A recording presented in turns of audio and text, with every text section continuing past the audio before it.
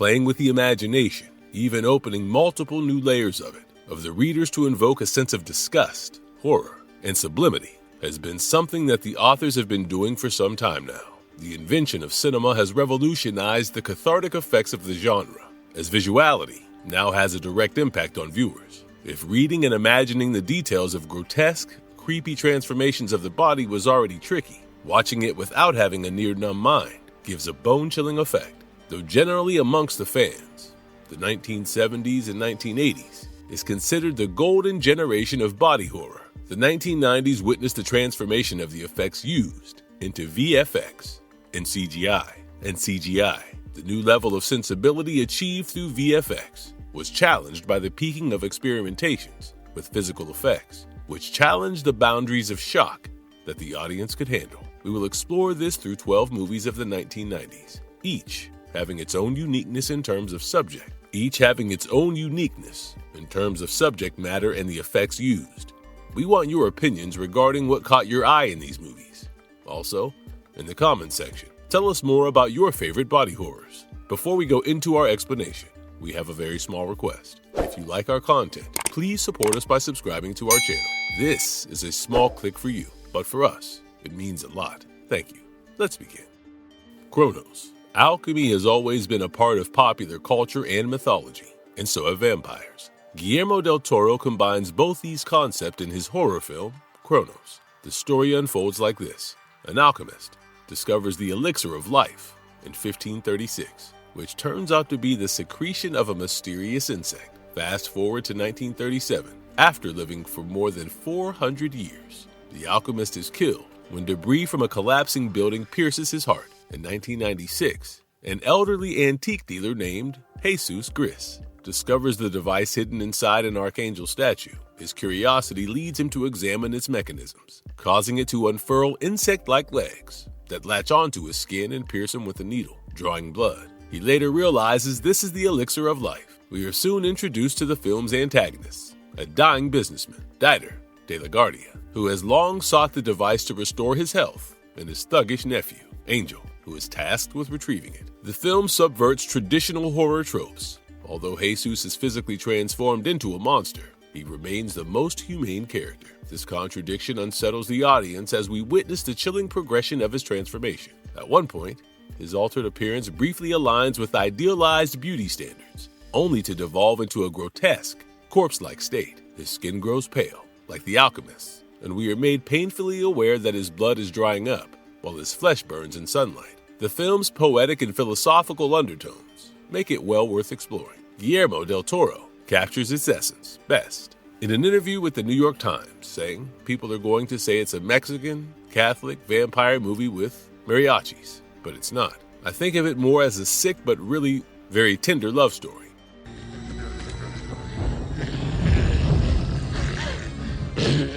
Bride of Reanimator. If Mary Shelley's Frankenstein was grounded in the occult, then the advancement of science likely paved the way for exploring the reanimation of human life in the science fiction of H.P. Lovecraft. Brian Usna, drawing further inspiration from Lovecraft's short story, Herbert West, Reanimator, created the Reanimator film series. Bride of Reanimator is the second film in the series. Set 8 months after the events of Reanimator, Herbert West and Dan Kane are now working as medics. As in the first film, the two continue their experiments with the reanimating reagent that West developed. However, this time, West isn't merely reanimating corpses. He's attempting to assemble and revive an entire human from mismatched body parts. When West finds the heart of Megan Halsey, Kane's fiancée, he becomes obsessed with reconstructing her using disparate body parts. The film also brings back the antagonist from the previous installment, the disembodied head of Dr. Carl Hill, now reanimated and seeking revenge. The chaos that follows forms the central plot of the film. The practical effects lend a grotesque and disturbing quality to the film, embracing the body horror genre in full. The movie plays with the viewer's imagination, whether it's the sight of Dr. Hill's head flying around on bat wings, or the grotesque bride pieced together from various bodies. Her asymmetrical form is so unsettling that even the stitched-on, walking eyeball fingers shown earlier in the film seem more palatable by comparison. The film also includes some VFX, though used sparingly, offering an interesting comparison with the extensive SFX It's the practical effects, however, that showcase the peak of creativity in delivering body horror in this movie. Body melt, exploding bodies, disfigured faces oozing with slime, a sentient placenta, and a tongue that elongates until it suffocates its host. Imagine all of this crammed into one film. That's Body Melt for you, a cult classic of the Ozploitation genre. Body Melt is a science fiction body horror film directed by Philip Brophy and co-written by Brophy and Rod Bishop. Both filmmakers were part of the art punk group Tisk, known for their involvement in experimental movements critiquing mainstream culture. This background informs the satirical undertones of Body Melt. The story follows residents of a suburban cul-de-sac called Pebbles Court, who unknowingly become test subjects for a new drug developed by the Vimuville Corporation, distributed to them for free. What unfolds is a series of gruesome, gooey, and slimy deaths, from a pregnant woman to overzealous bodybuilders. Each character's demise adds to the grotesque subplots of the film. The visuals are as disturbing as they come, with eyes protruding from decaying faces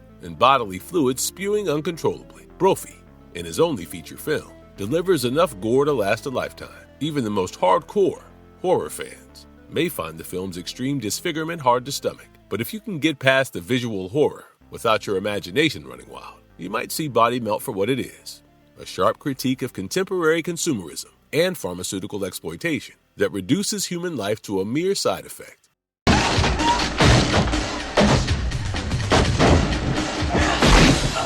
Body Bags. Body Bags is a television anthology horror film comprised of 3 unconnected stories, framed within a shared setting. A morgue, where a sinister attendant narrates each tale. The first 2 segments were directed by John Carpenter, while the third, more serious and grim, was directed by Tobe Hooper, one of horror cinema's most iconic filmmakers. The tonal shift between the stories is noticeable. The first 2 carry a somewhat playful edge, while the final story dives into darker territory.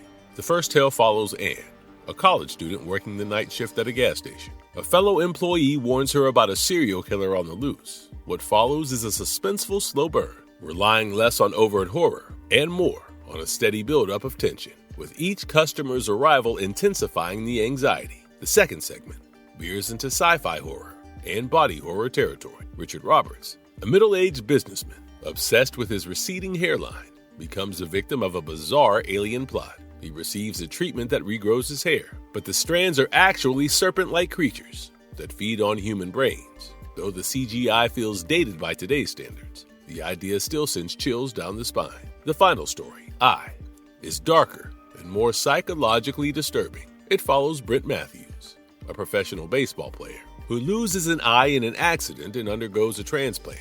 The catch? The donor was a recently executed serial killer, a necrophile. Soon, Brent is plagued with horrific visions, and the killer's soul seems to be taking over. The visual horror is stark.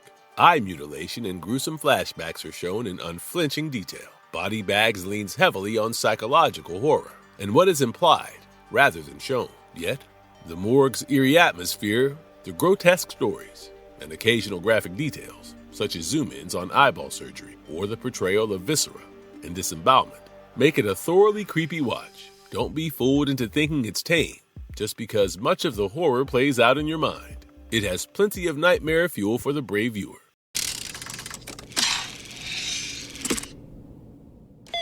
Hellraiser Bloodline. Bloodline is as gory as it gets in the Hellraiser franchise. Though initially less critically acclaimed than its predecessors, and not received with much sympathy by the fan, Bloodline has achieved much more acceptance over time. It serves as the climax to the original storyline. What else could better conclude the storyline than a box/configuration itself? The story, acting both as a prequel and a sequel, leads us to the origins of the Lament configuration, the one that opens the pathway from hell to earth. If the Lament configuration is a box of darkness that paves the way for the Cenobites to enter Earth, then the Elysium configuration is a box of lightness that is meant to close it, exploring multiple themes, mythology, religion, and a bygone era. Through a non-linear storyline, the movie induces tension and shock in the audience, but it is not a typical horror, as we have distorted versions of the human body in the Cenobites. The grotesque details of their forms make it a gory watch. The detailed disfigurement of humans by Cenobites during killings is another element not really for everyone. The practical effects of the 90s are in full play, but don't set your expectations too high for the CGI. Allusions to themes of freedom and slavery run strong and are hard to miss, unless you lose yourself in the gore and horror. Sitting in 2024 and watching how the year 2127 looked through the lens of the 90s might not be a bad idea.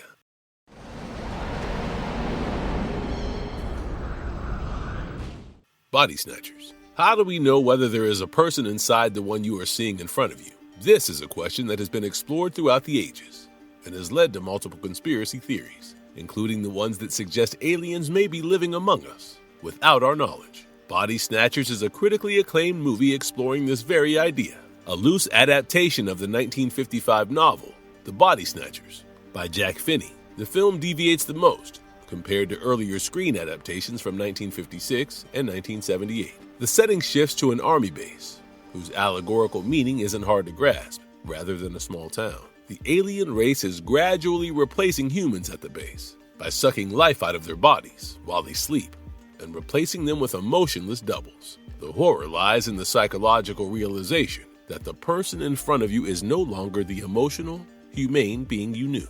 And quite literally, what is a human body without life energy? Body Snatchers presents it as a shell that crumbles once the life is sucked out, and the tentacles slithering through the ears, eyes, and nose are gruesome to watch. Nevertheless, how different is the conformity of the new alien species from the conformity of the humans in the army base? Is it really as problematic a transformation as it seemed? Well, Abel Ferrara wants to dig deeper.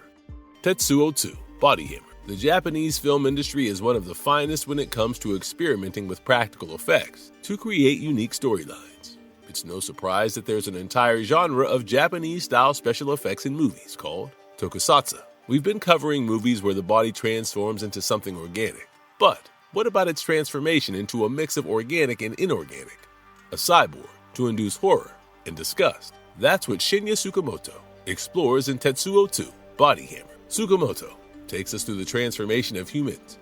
Tsukamoto takes us through the transformation of humans into cyborgs, paralleling the loss of emotions like love and care. The plot follows Taniguchi Tomu, a family man, at least on the outside. Tsukamoto charts Tomu's descent into dehumanization through horrific incidents, including accidentally killing his own son and gradually losing any semblance of humanity. If in Body Snatchers the dominant idea of conformity is represented by the pod people, here it's the cyborg cultists, led by his own brother, Yatsu. The director's choice to give characters names almost identical to the actor's own doesn't seem like a coincidence. It echoes the fusing of flesh and steel, the living and the non-living. If the ideas weren't already disturbing, the visuals are even more grotesque. The fusion and mutations of the human body are shown in excruciating detail, meant to shock the audience. By comparison, blood, brain matter, and flesh splattering during killings almost feels moderate. If one were to suggest parental guidance, Tsukamoto also seems to explore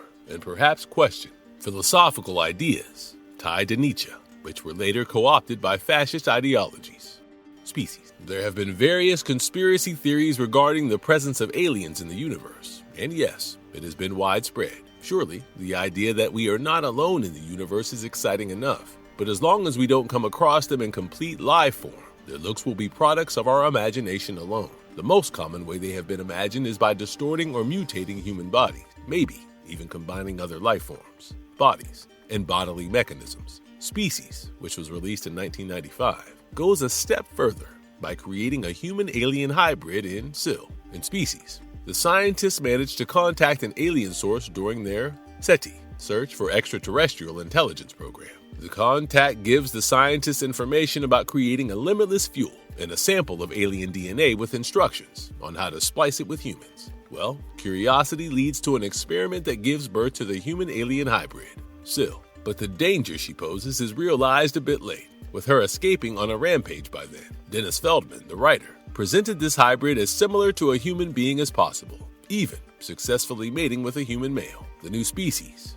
though part alien, combines many of the life characteristics of other living beings on Earth: tentacle, cocoons, shedding skin. None of these are new characteristics for us, but imagine these combined with what we know to be human traits. If it sounds creepy, the visuals can be even gorier.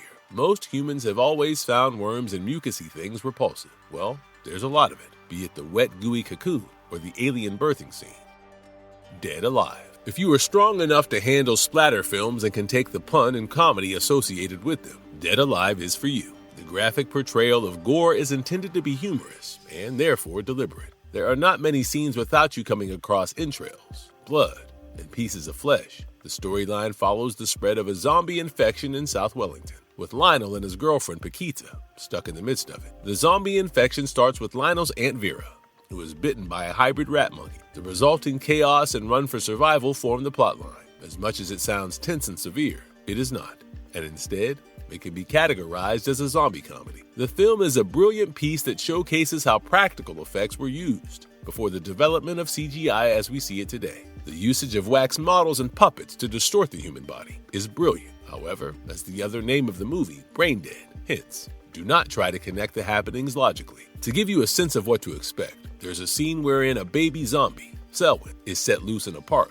forcing Lionel to physically restrain the 2-year-old. And the scene is captured in all its graphic detail, which is hilarious as well as vulgar at the same time. The movie has to be enjoyed sitting back, but maybe with some dry snacks, as the splatterfest going on may make you lose your appetite. Existence, cogito ergo sum, is the first principle of René Descartes' philosophy, which translates to, I think, therefore I am. Our existence may be a truth before we know about it, but what about what we see in front of us? What we think to be reality? The Matrix explored this question, putting our perception of reality in doubt, but giving a slight escape path. But what if there is no escape from the deformed reality? Existence, a body horror science fiction that came out in 1999, not only discovers a new phobia in us, but also does its part in creeping us out. The story happens in 2030, in a world where the organic and inorganic are not separate entities. Take, for example, the organic gun, which is made from flesh and blood. Game pods in this world are grown organically and present umbicords that attach to bioports, connectors surgically inserted into players. A future that has so much alienation that virtual reality becomes an extension of humankind. It's difficult to tell whether you are in a game or reality, or whether the virtual game is the reality. David Cronenberg, one of the biggest names in the genre of body horror, doesn't miss any chance in existence to horrify us with the mutations in the human body and the gooey, indescribable organic things that we come across throughout the movie. Even what the characters eat takes a form that raises disgust. Though both The Matrix and Existence were released almost at the same time, the latter still remains less popular compared to the former. If you're looking for novelties in body horror, this is undoubtedly one not to be missed.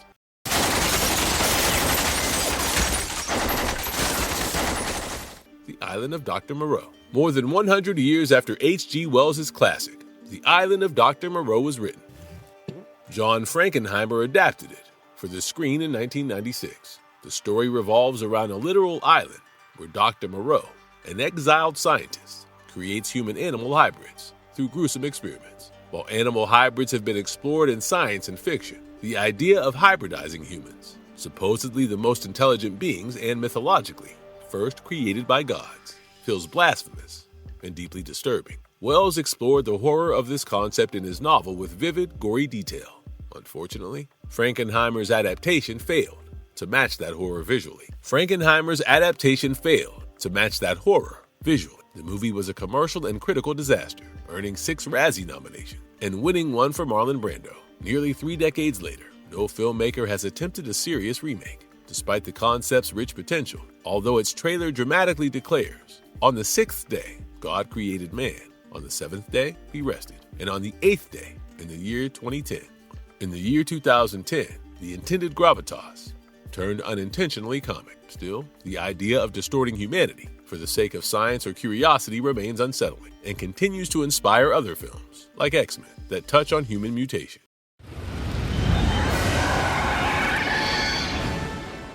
The 90s were a golden era for parasitic alien horror, and The Faculty fits right into that wave. The cult classic sets itself apart by centering its story around a group of high school students. A mysterious alien species begins infecting the faculty members of a local school, and it's up to Casey, Delilah, Stan, Stokely, Zeke, and Mary Beth to figure out how to stop it. The plot follows their search for a weapon to defeat the aliens, and their attempt to identify the queen hiding among them. Though not as visually graphic as other entries on this list, the film still plays with unsettling imagery and themes, particularly the horror of watching your peers morph into something other, influenced by earlier works like The Puppet Masters an invasion of the body snatchers. The faculty reimagines those ideas with a slick, teen-centric twist. It's no wonder the film holds nostalgic value for late 90s teen. It brought body horror to a younger audience in a way that was both pulpy and thrilling.